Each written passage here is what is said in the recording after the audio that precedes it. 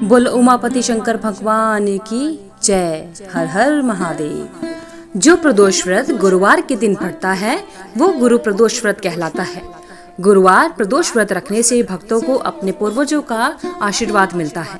आइए भक्तजनों, अब सुनते हैं गुरु प्रदोष व्रत की कथा।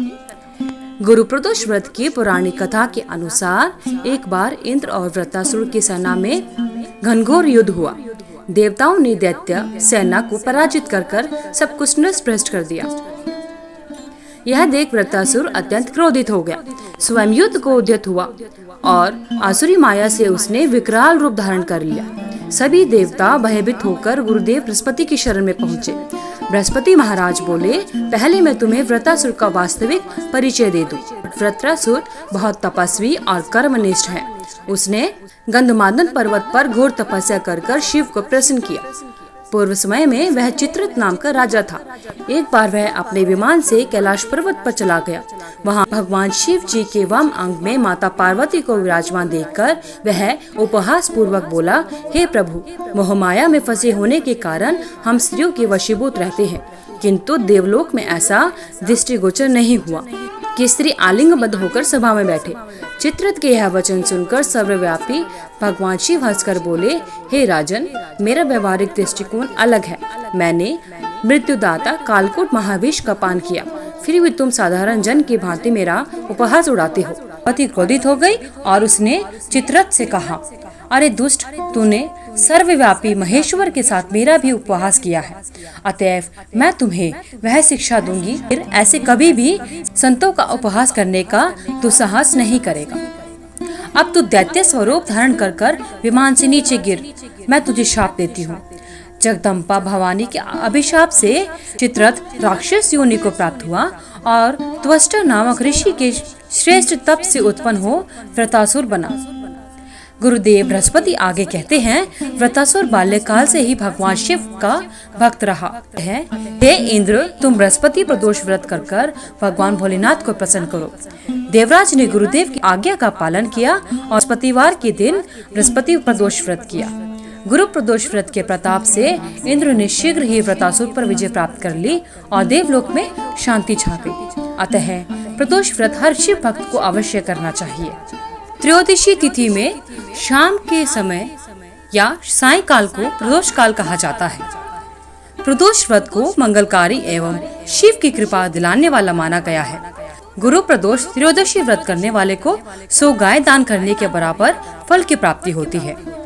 यह हर प्रकार के कष्ट और पापों को नष्ट कर देता है।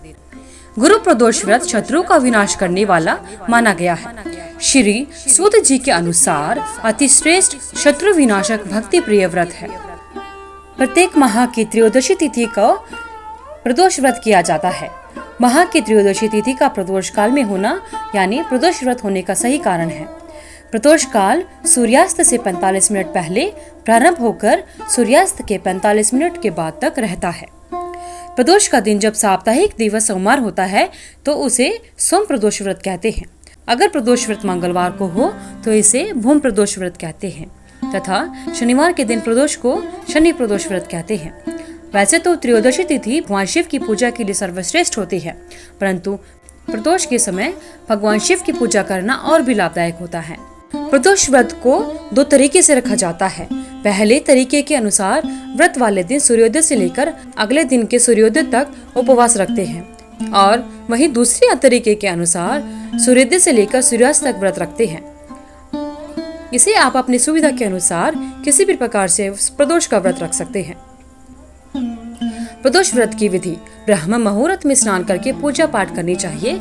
पूजन स्थल को साफ करना चाहिए। इसके बाद साफ स्वच्छ वस्त्र धारण करने के बाद में रंगोली बनानी चाहिए। फिर उत्तर पूर्व दिशा की तरफ मुख करके या जिधर आपके घर का वास्तु अनुरूप मंदिर है उसकी तरफ मुख करके भगवान शिव की पूजा करनी चाहिए। ओम नमः शिवाय मंत्र का लगातार जाप करना चाहिए और साथ में दुर्गा सप्तशती का भी पाठ अवश्य करना चाहिए।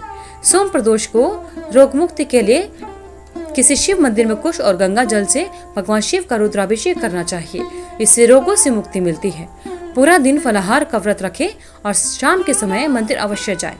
अगर आप कोई मनोकामना रखते हैं तो प्रदोष व्रत लगातार 11 या 26 त्रयोदशी तक रखने चाहिए। इसके बाद इसका विधि विधान से उद्यापन करना चाहिए। प्रदोष व्रत करने से भगवान शिव और माता पार्वती की विशेष कृपा प्राप्त होती है। संतोष, स्वास्थ्य और धन की प्राप्ति होती है। व्यक्ति को उसके सभी पापों से छुटकारा मिल जाता है। सभी मनोकामनाएं पूरी हो जाती हैं। व्रत का उद्यापन त्रयोदशी तिथि पर ही करना चाहिए। उद्यापन से एक दिन पहले भगवान श्री गणेश जी की पूजा करें और रात भर कीर्तन करना चाहिए। फिर अगले दिन यानी त्रयोदशी के दिन सुबह जल्दी उठकर स्नान करके साफ वस्त्र पहनने चाहिए। फिर रंगीन वस्त्र और रंगोली से भगवान की चौकी को सजाना चाहिए। भगवान गणेश और शिव पार्वती की प्रतिमा को रखकर विधि विधान से पूजा करनी चाहिए। फिर भगवान शिव के मंत्रों का जाप करना चाहिए। हवन के बाद भगवान शिव की आरती करें और शांति पाठ करना चाहिए। इसके बाद कम से कम 2 ब्राह्मणों को सामर्थ्य के अनुसार भोजन कराना चाहिए और दान दक्षिणा देनी चाहिए। अगर आपको इस वीडियो में दी हुई जानकारी अच्छी लगी तो वीडियो को लाइक करें, शेयर करें, चैनल को सब्सक्राइब करके बेल आइकन को जरूर प्रेस करें ताकि आगे आने वाली वीडियोस की सभी नोटिफिकेशन आप तक समय से पहुंचती रहे।